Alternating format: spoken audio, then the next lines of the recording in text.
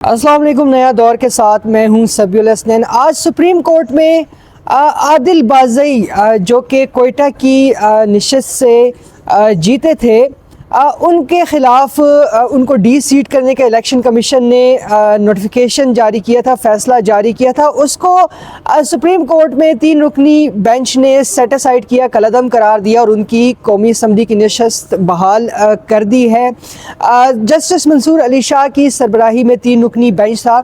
ये बेंच गो के जस्टिस मंसूर अली शाह की सरबराही में था और इसमें जस्टिस आयशा मलिक भी बेंच की रुकन थी। मगर बना बनाया केस मुस्लिम लीग नून का कैसे ख़राब हुआ, इलेक्शन कमीशन ऑफ पाकिस्तान की जानिब से अदम दिलचस्पी दिखाई गई, उस पर आज हम बात करेंगे और केस की तफसीलात जानेंगे। मेरे साथ मौजूद है सीनियर सहाफ़ी अकील अफजल, इनसे बात करते हैं। बहुत शुक्रिया अकील अफजल ज्वाइन करने के लिए। आज की केस की समाअत का सबसे पहले तो अहवाल बताएं, उसके बाद फिर बाकी चीज़ों पर आते हैं। देखिए सभी, आदिल बाज़ई NA 262 से जो थे वो आज़ाद उम्मीदवार के तौर पर इलेक्ट हुए थे और उनके इलेक्शन के बाद उनको पाकिस्तान मुस्लिम लीग नून ने क्लेम किया था कि वो हमारे हैं और इलेक्शन कमीशन ने भी उनके डिक्लेरेशन, नून लीग के नवाज शरीफ के डिक्लेरेशन को तस्लीम करते हुए उन्हें मुस्लिम लीग नून का डिक्लेयर कर दिया था। अब उसके बाद जब 26वीं आईनी तरमीम हुई तो उसके बाद नून लीग ने फैसला कर लिया कि उन्हें आदिल बाज़ई अब नहीं चाहिए। जब आदिल बाज़ई नहीं चाहिए, गालिबन अक्टूबर के महीने में ये सारा कुछ हुआ, तो 21 अक्टूबर को उन्हें शोकॉज नोटिस जारी किया गया और उसके बाद 21 नवंबर को बाकायदा इलेक्शन कमीशन को उनके खिलाफ रेफरेंस भेज दिया गया। अब इलेक्शन कमीशन ने, मैं थोड़ी सी हिस्ट्री बता रहा हूँ फिर आज की प्रोसीडिंग पे भी आता हूँ, तो उस पर इलेक्शन कमीशन ने उनके खिलाफ कार्रवाई करते हुए उन्हें डी नोटिफाइड कर दिया, डी सीट कर दिया, जो भी हम कह लें। अब आदिल बाज़ई ने इलेक्शन कमीशन में मौक़िफ़ ये अपनाया था कि जो डिक्लेरेशन नून लीग ने जमा करवाया वो उस पर उनके दस्तखत नहीं है, वो जाली है। जबकि इलेक्शन कमीशन ने इस चीज़ को मद्देनज़र रखते हुए उन्होंने सिर्फ एक पॉइंट के ऊपर फैसला दिया। उन्होंने कहा कि जनाब मामला ये है कि आदिल बाज़ई को फरवरी 20 फरवरी के करीब जो है वो 15 फरवरी को उनको नोटिफाई कर दिया गया था। फिर उसके बाद उनके हवाले से बाकायदा फरवरी के महीने में ही ये उनको मुस्लिम लीग नून की फहरिस्त में डाल दिया गया। बहुत सारे अहम इवेंट्स आए, बहुत सारे अहम मामलात आए, कौमी असम्बली के अंदर भी, अदालतों के अंदर भी, सुप्रीम कोर्ट ऑफ पाकिस्तान में भी सुन्नी इत्तेहाद कौंसिल की एक फहरिस्त जमा करवाई गई थी, आपको याद होगा। PTI की भी फहरिस्त जमा करवाई गई। फिर 12 जुलाई को पाकिस्तान तहरीक-ए-इंसाफ की सीटों का भी फैसला हो गया। तो उन्होंने कहा कि इस सारे मामले में इलेक्शन कमीशन, जो आदिल बाज़ई था वो तो नून लीग का बनकर सारे प्रिविलेजेस लेता रहा, ठीक है, खामोशी से साइड पर होकर बैठा रहा। यहाँ तो वो उसके बाद जब नून लीग का उन्हें डिक्लेयर किया था वो उसके बाद इलेक्शन कमीशन से रब्ता करते, उन्होंने रब्ता नहीं किया, तो लिहाजा वो नून लीग के रुकन के तौर के ऊपर उन्होंने सारे फ़ायदे हासिल किए हैं जो भी होने थे। हाँ, अब वो एक अलग चीज़ है कि उन्होंने वोटिंग की है या नहीं की, उस पर भी हम बात कर लेंगे। तो इस नुक्ते पर आकर इलेक्शन कमीशन ने कहा कि ये जो 7 से 8 महीने की उनकी खामोशी है ना, ये काफ़ी है ये साबित करने के लिए कि वो डिक्लेरेशन जो था वो दुरुस्त था। अच्छा, जब इसी में थोड़ा सा ट्विस्ट एक और आता है कि जब आदिल बाज़ई को इस चीज़ का एहसास होता है कि जनाब मुझे इलेक्शन कमीशन डी सीट करने वाला है, तो आदिल बाज़ई फौरी तौर पर जाकर सिविल कोर्ट में से एक स्टे ले लेता है। फिर वो जो डिक्लेरेशन दिया होता है, जो बयान हल्फी दिया होता है, उसको भी चैलेंज कर देता है, मजिस्ट्रेट से एक ऑर्डर ले लेता है। तो इलेक्शन कमीशन ने इन चीज़ों को बॉदर नहीं किया, इलेक्शन कमीशन ने इनको बिल्कुल साइड पे रख दिया। आज जब सुप्रीम कोर्ट ऑफ पाकिस्तान में इसकी समाअत हुई तो बेंच जो कि जस्टिस मंसूर अली शाह की सरबराही में था, जस्टिस आयशा मलिक भी उसका हिस्सा थी और जस्टिस अकील अब्बासी भी उसका हिस्सा थे। अब बेंच ने इस हेयरिंग के अंदर जिस नुक्ते से पकड़ा इलेक्शन कमीशन को, उन्होंने ये नहीं कहा कि इलेक्शन कमीशन ने मेरिट्स पर गलत फैसला किया। उन्होंने कहा जी हमें आप इस चीज़ पर मुतमईन कर दें, अभी तक जो मैं हेयरिंग से हुआ मुझे यही तासुर मिला कि उन्होंने इस पॉइंट के ऊपर फैसला दिया, बाकी जजमेंट आएगी तो पता चल जाएगा। उन्होंने इलेक्शन कमीशन ने के फैसले को इस पॉइंट पर आकर पकड़ा कि इलेक्शन कमीशन के पास इस सारी इंक्वायरी करने का कोई इख्तियार नहीं था। जबकि इलेक्शन कमीशन का कहना यह था कि 63 ए का जो सब आर्टिकल 4 है ना, उसके तहत हमें ये इख्तियार है कि जब नोटिफिकेशन, जब रेफरेंस आता है थ्रू स्पीकर हमारे पास किसी रुकन असम्बली के खिलाफ, तो फिर हम उसमें डिक्लेरेशन देते हैं। जबकि सुप्रीम कोर्ट का कहना था कि आप ये डिक्लेरेशन नहीं दे सकते, ये इंक्वायरी किसी और ने करनी है कि जो उनके लिए डिक्लेरेशन दिया गया था वो दुरुस्त दिया गया या नहीं दिया गया। फिर जस्टिस अकील अब्बासी साहब ने इस पर बड़ी सख्त ऑब्जर्वेशन दी। उन्होंने कहा कि जनाब आपने कहा क्योंकि साहब का डिक्लेरेशन आ गया है तो वो डिक्लेरेशन दुरुस्त है, और जो ये आदिल बाज़ई कह रहा है उसका डिक्लेरेशन दुरुस्त नहीं है। फिर आदिल बाज़ई के वकील ने ये मौक़िफ़ अपनाया कि जनाब मुझे तो शोकाज़ ही कोई नहीं किया गया।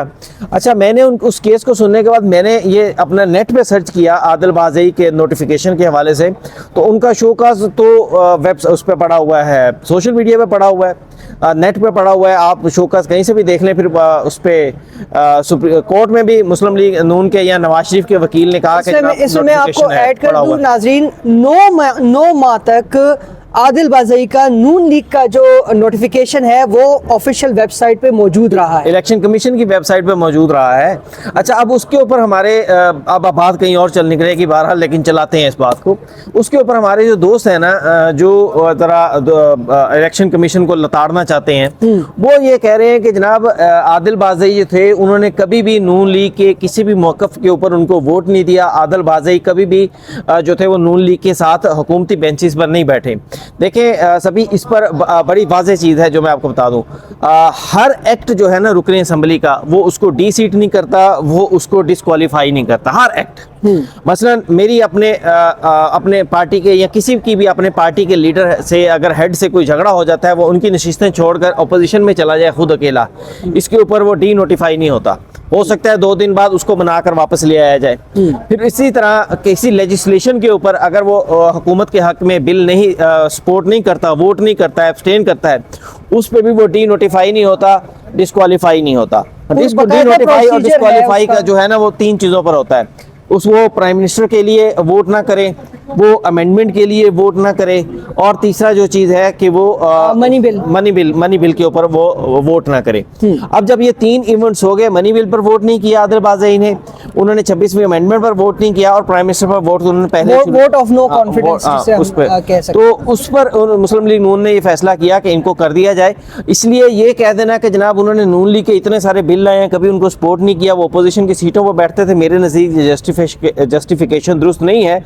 ये आज इस सीट पर बैठना, कल उस सीट पर बैठना, सीटों की वजह से, बैठने की वजह से कोई भी शख्स जो है वो डी नोटिफाई नहीं होता। हाँ, जब सॉलिड चीज़ आई नून लीग ने रेफरेंस भेज दिया।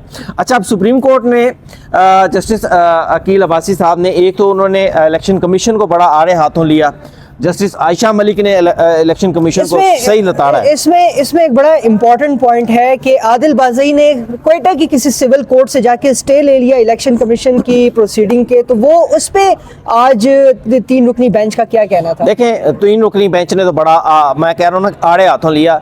जस्टिस अकील अब्बासी साहब ने कहा कि जनाब इलेक्शन कमीशन को सिविल कोर्ट का स्टे था, इलेक्शन कमीशन ने वो नहीं माना।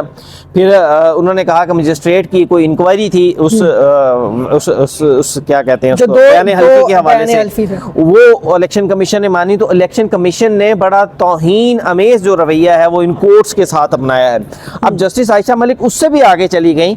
जो साथी जिन्होंने केस कवर किया है उनका कहना यह है कि शायद ये आयशा मलिक साहबा की जो रिमार्क्स थे, जो ऑब्जर्वेशन थी, वो इस केस से मुतल्लिका कम थी, वो 12 जुलाई वाला गुस्सा ज़्यादा था। तो उन्होंने जस्टिस आयशा मलिक ने कहा कि इलेक्शन कमीशन खुद को समझता क्या है कि वो मुल्क की किसी भी अदालत के अहकामात को नहीं मानता है। तो ये उनके अल्फाज से कि क्या इलेक्शन कमीशन तमाम अदालतों से ऊपर है। तो उससे लगता है कि ये ऑब्जर्वेशन जो थी ना, ये 12 जुलाई के फैसले के ज़्यादा करीब है आज की केस प्रोसीडिंग से।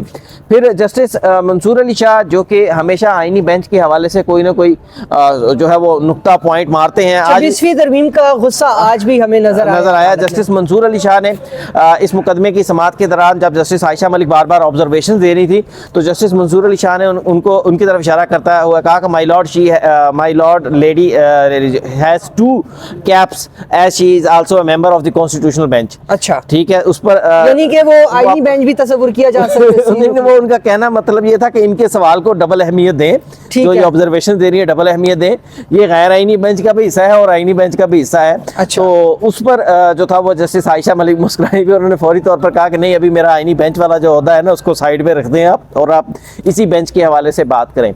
फिर बेंच जस्टिस मंसूर अली शाह की जो सुई बार बार अटकी हुई थी वो यही थी कि जनाब हमें आप इस चीज़ पर मुतमिन कर दें कि इलेक्शन कमीशन के ये जुरिडिक्शन कैसे थी, कि वो उसने कैसे डिक्लेयर कर दिया कि ये वाला जो नोटिफिकेशन है, ये वाला जो एफिडेविट है ये सही है जो नवाज शरीफ का आया है, और जो बाद में आदिल बाज़ई ने एफिडेविट दिया है वो गलत है। तो उस पर इलेक्शन कमीशन का वही मौक़िफ़ था कोर्ट के अंदर जो मैंने आपसे पहले बयान किया कि आदिल बाज़ई ने कोई 7 से 8 महीने जो है इन सारी चीज़ों को एंजॉय किया है, हमसे कोई रब्ता नहीं किया। इतनी सारी हैपनिंग्स हुई मुल्क के अंदर, आदिल बाज़ई ने कभी भी इलेक्शन कमीशन को नहीं कहा कि मैं नून लीग का नहीं हूँ। सही, बहुत शुक्रिया अकील अफजल बात करने के लिए। तो नाजरीन, नून लीग के वकील थे हारिस अजमत, और उन्होंने तकरीबन 50 मिनट दलाइल देने की कोशिश की, लेकिन बेंच आज बहुत एग्रेसिव था और ज़्यादातर सवाल जवाब ही होते रहे। वो अपनी मारूज़ात पेश नहीं कर सके। इलेक्शन कमीशन को प्रॉपर एक वकील इस केस में करना चाहिए था, क्योंकि मामला ही इलेक्शन कमीशन का है। और जहाँ तक बात है आदिल बाज़ई की, तो 9 माह तक उनका नोटिफिकेशन नून लीग की जानिब से वो ऑफिशियल वेबसाइट पे था।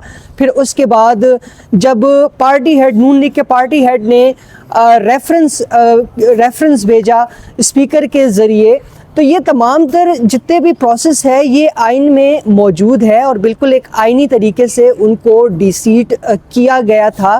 लेकिन उन्होंने जाकर एक सिविल कोर्ट से स्टे ले लिया। अगर तो ऐसा ही है तो फिर तो तमाम इलेक्शन कमीशन का जो इख्तियारात हैं वो तो फिर ख़त्म हो गए, और कोई भी कल को जाकर सिविल कोर्ट से स्टे ले सकता है और लिटिगेशन में जा सकता है। आज केस की समाअत में ये भी एक इंकशाफ हुआ कि 3 दिन का आइन में वक्त होता है। अगर आज़ाद होता है तो वो 3 दिन के अंदर अंदर अपनी पार्टी वाबस्तगी जाहिर करता है, मगर काफ़ी दिन गुजर जाने के बाद आदिल बाज़ई ने अपनी पार्टी वाबस्तगी सुन्नी इत्तेहाद काउंसिल से जाहिर की है, और इस नुक्ते को भी बेंच ने इतना कोई उसको वेटेज नहीं दिया, क्योंकि इलेक्शन कमीशन का वकील ही नहीं था जो इस मामले पर भी आर्ग्यू करता। और बेंच वाज़ेह है, ये वही है जिन्होंने मखसूस नशस्तों के केस में जस्टिस मंसूर अली शाह ने मखसूस नशस्तों के केस में बाकायदा इलेक्शन कमीशन के इख्तियारात